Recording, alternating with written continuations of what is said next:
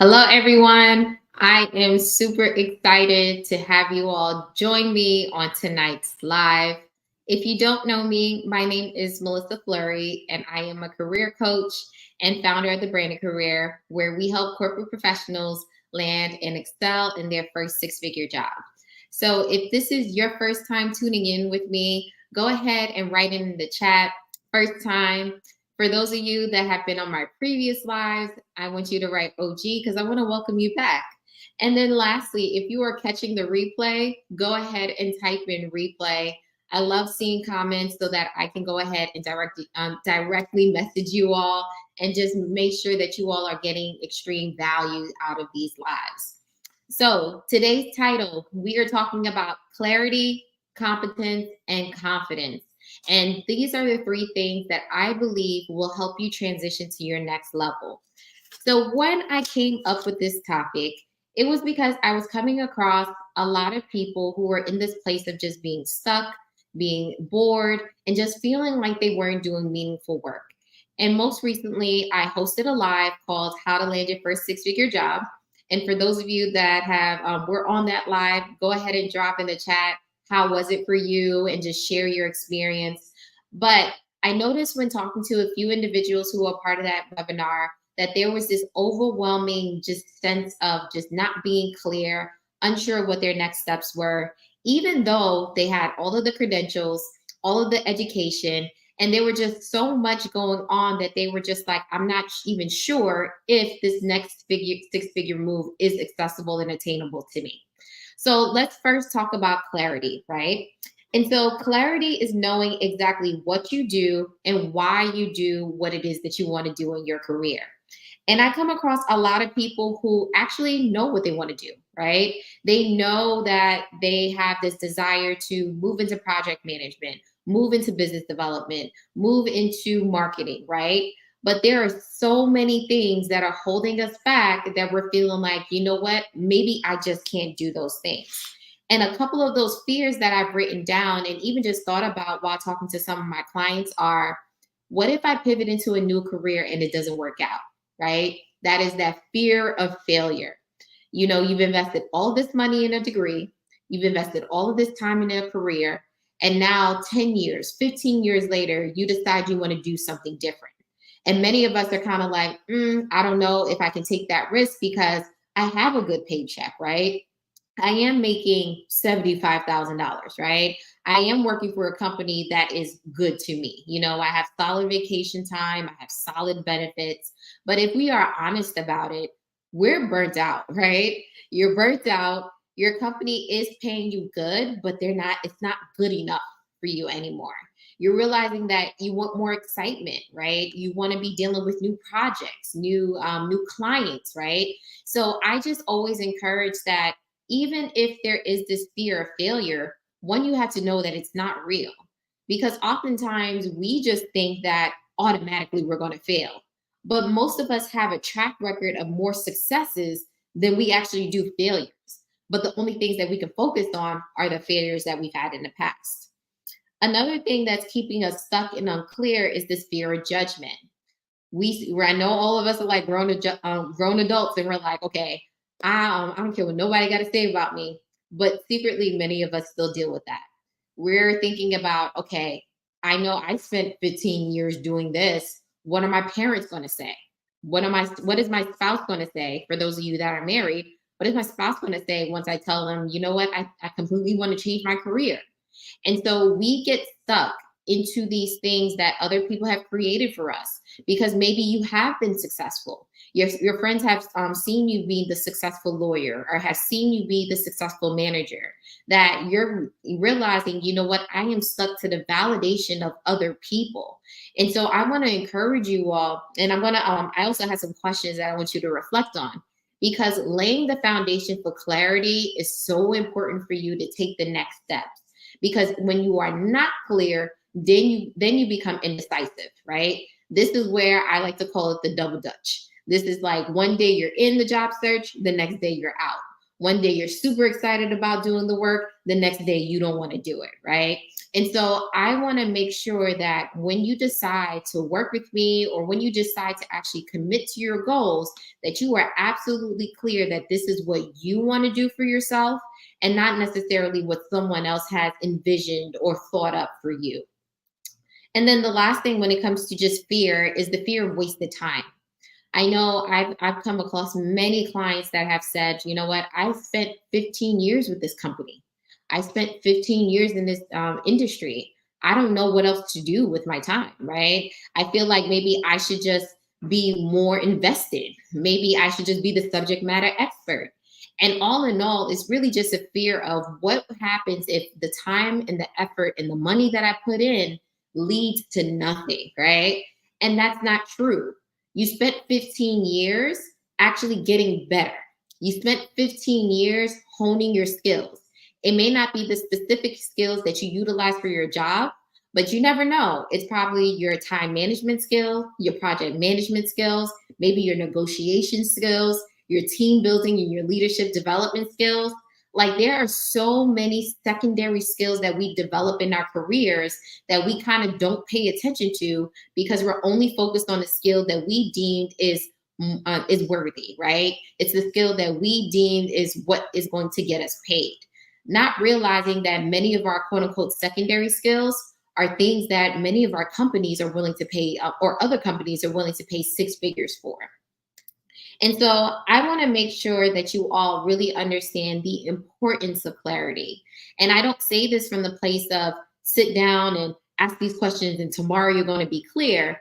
But more so, I say this from the point of view that if you do not start now to gain the clarity that you need, you're going to forever procrastinate on your journey to a six-figure career.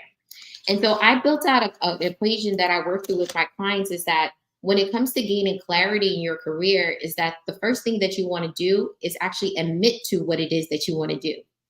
Oftentimes we kind of just side sweep our dreams and side sweep our desires because we're trying to be realistic here.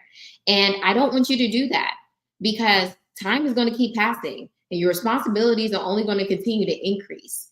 And so if you find yourself in this pivot point where it's kind of like now or never, I want you to actually admit to what it is that you desire with your career and start to actually seek the resources and the help that you need in order to make that dream come true.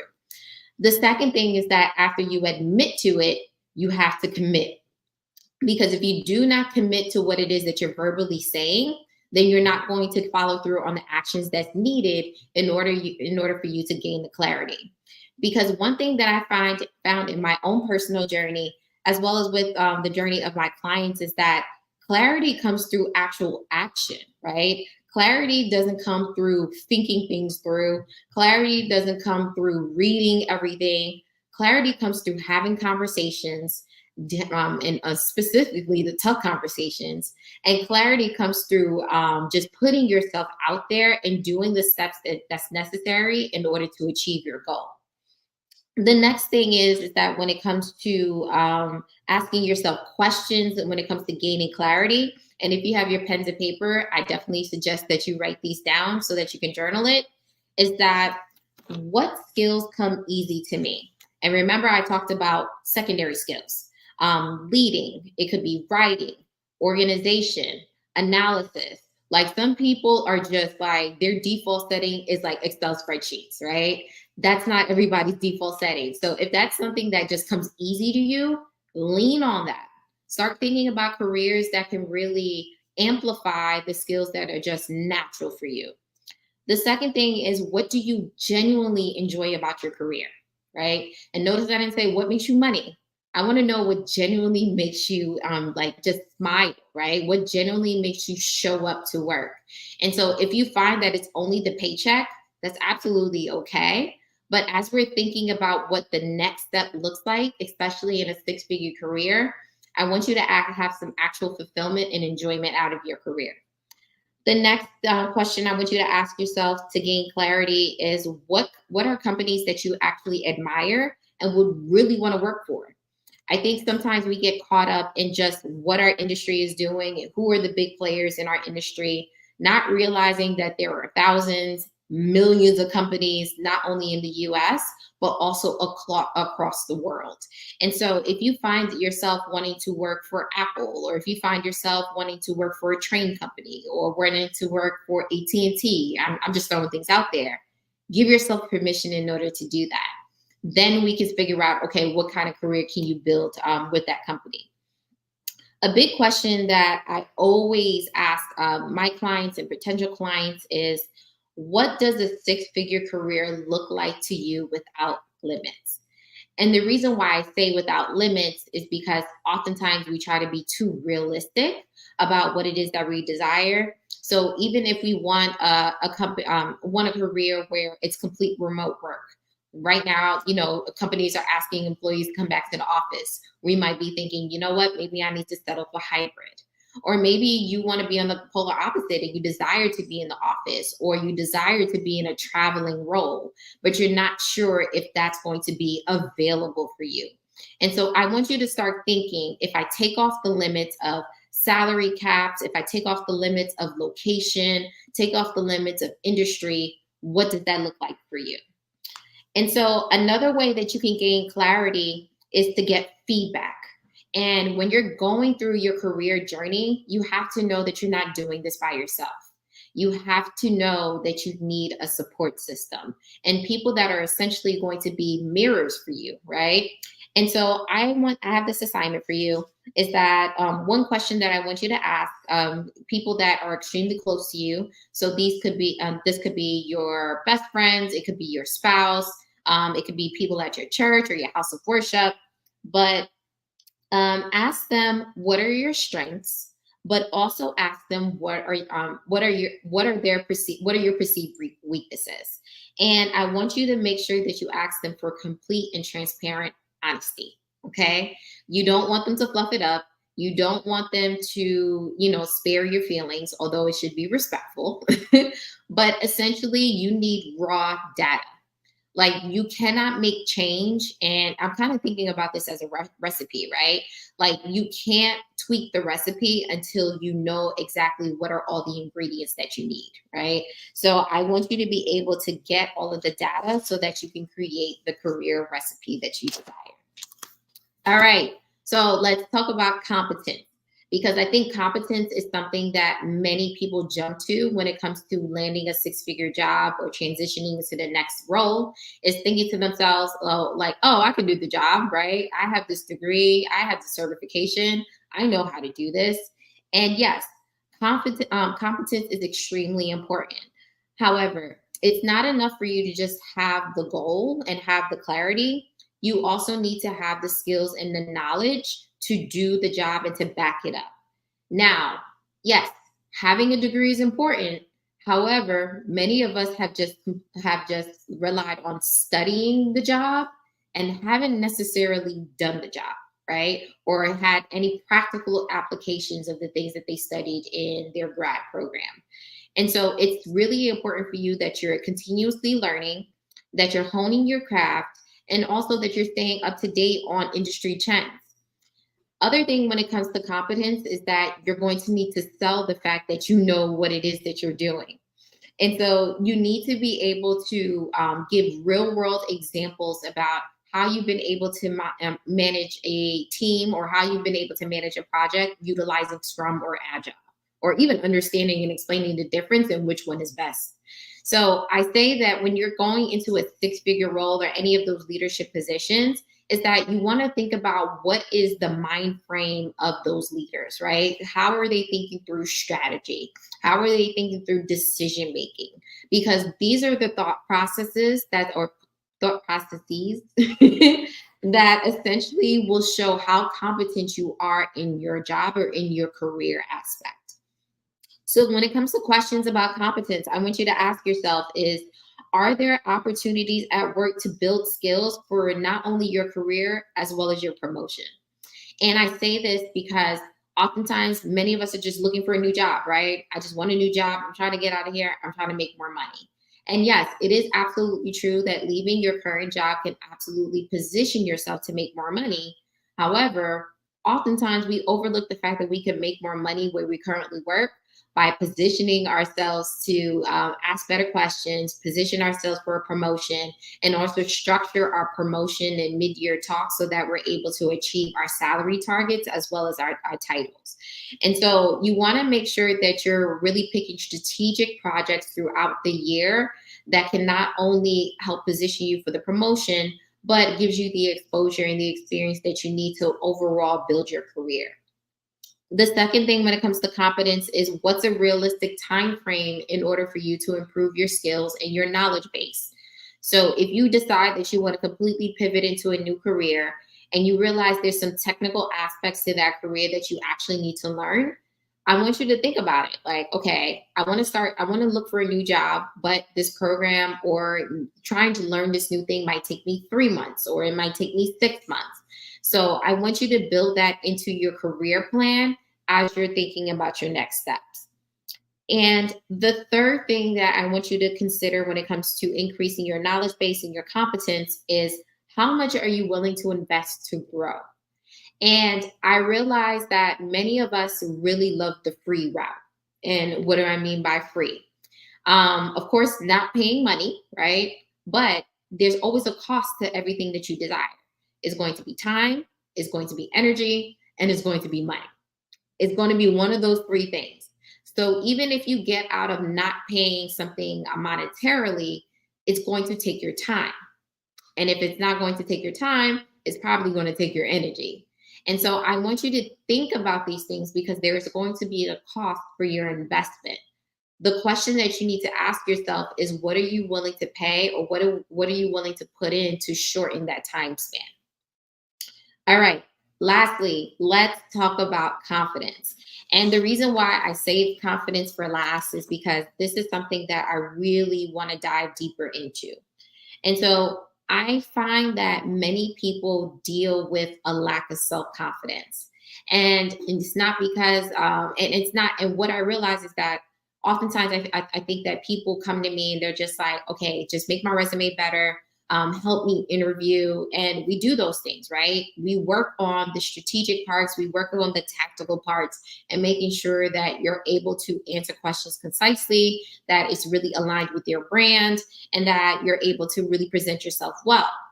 However, if you overall do not have a really good level of self confidence, it's going to show through in your interviewing and as well as in your networking. And something that I realized is that when it comes to confidence, I said, let me look up the definition. So it says that the definition of confidence is the state of feeling certain about the truth of something. And it's also a firm trust in our own abilities. And something when I look at something I thought of when I thought about the word confidence is confidant, right? A confidant is a person that we put our trust in. It is a person that we put our secrets in. And so with having a confidant, I realized if you have extreme confidence, if you have extreme trust in someone else, why don't we have that extreme trust in ourselves, right? We put so much stock and pressure on other people and friendships and families and all of this stuff to have trust in them. However, we will not honor ourselves by giving ourselves that same level of confidence. And so lack of self-confidence shows up in three ways. It shows up in how you speak, and by how you speak is the tone in which you speak, and in also your body language, which is the second one.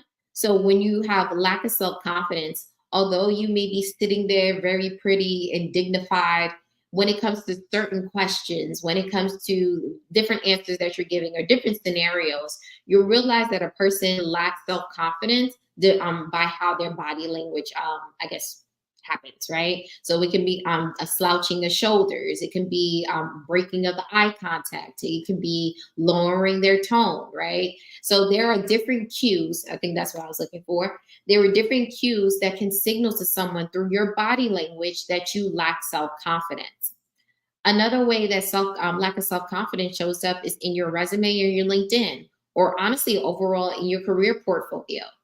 Because I believe that when you have a strong confidence in yourself, you present yourself in the best way you know how. Okay.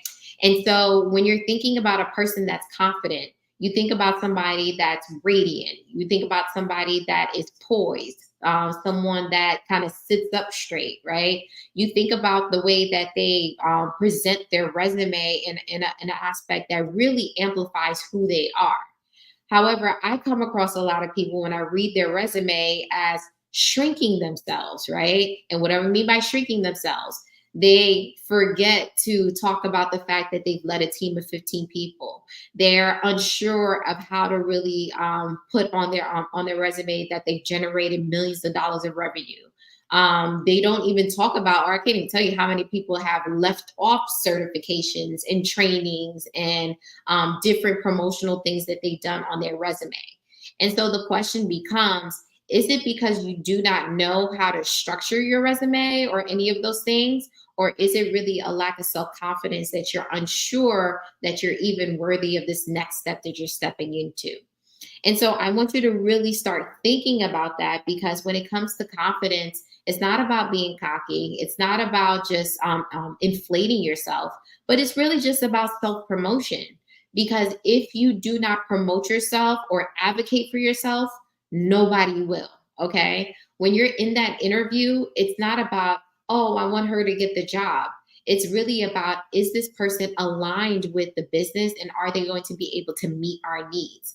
And so if you want the six-figure salary, if you want the job, you have to be confident in what it is that you bring to the table, which also means that you need to be able to praise yourself on your LinkedIn platform.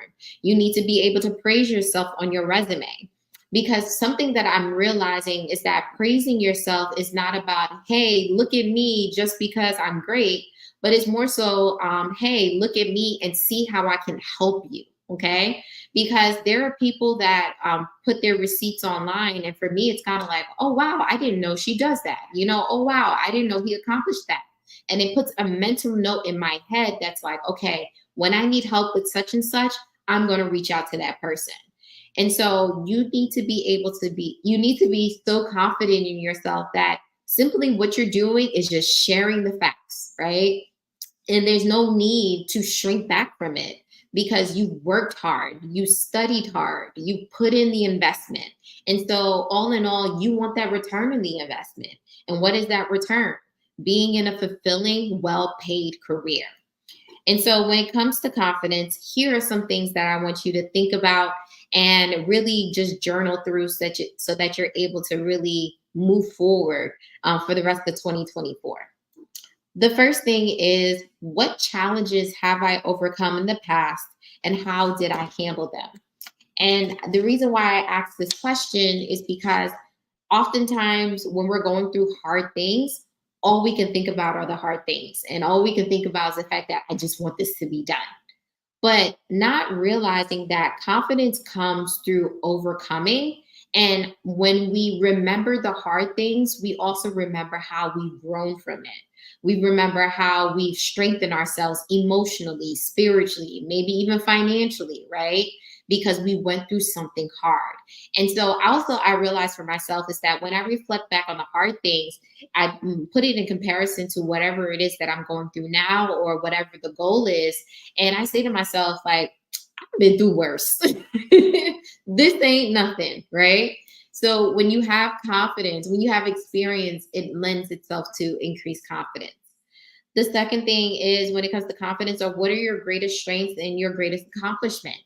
Because we are in a place where we're just moving so fast, right? We're watching other people on social media. We're just living life. We're paying bills, not realizing that some of our greatest accomplishments are the reason why we are allowed to be confident.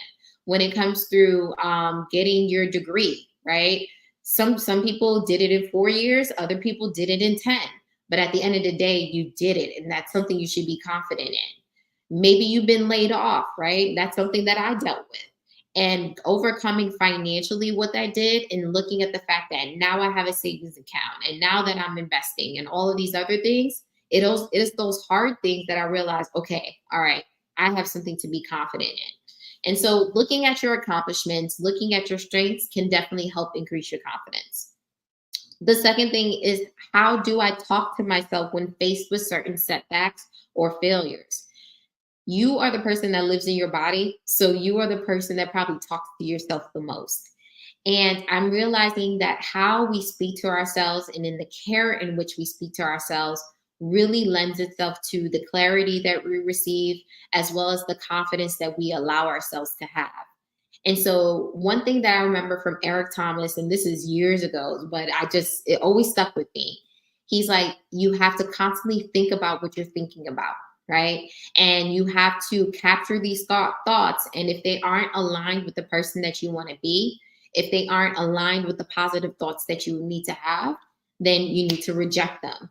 And the key to that is that you need to do it quickly so that it doesn't fester and settle into your mind.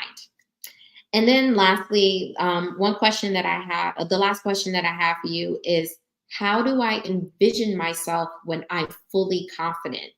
And what I mean by envision yourself is, how do you look, right? So physically, how do you look when you're confident? And when you're confident, what kind of a career will you allow yourself to have? What does your personal life look like as far as your relationships? Next, maybe fitness. How do you look when you are physically fit and physically confident? And something else to maybe even ponder on is financially. When you are confident, how much money do you make? How much have you saved? What are you investing? What are you giving away to charitable giving? And so when I think about confidence, I think confidence is really the last key, right? It's honestly the catalyst that will get you to where it is that you're trying to go in your career. And so overall, I want you to really focus on getting clear this year. I want you to increase your competence, and then lastly want to help you strengthen your confidence. And so if you're finding yourself in this place where it's like, okay, I need assistance. I know I have what it takes to land a six-figure job. I have the work history. I have the accomplishments, but I kind of need someone to help me piece this together. I definitely would love to help you. So I have a couple ways that you can work with me this year, whether that is through a strategy session. I do offer coaching as well as helping you, assisting you with your resume writing and job search. You can reach out to me.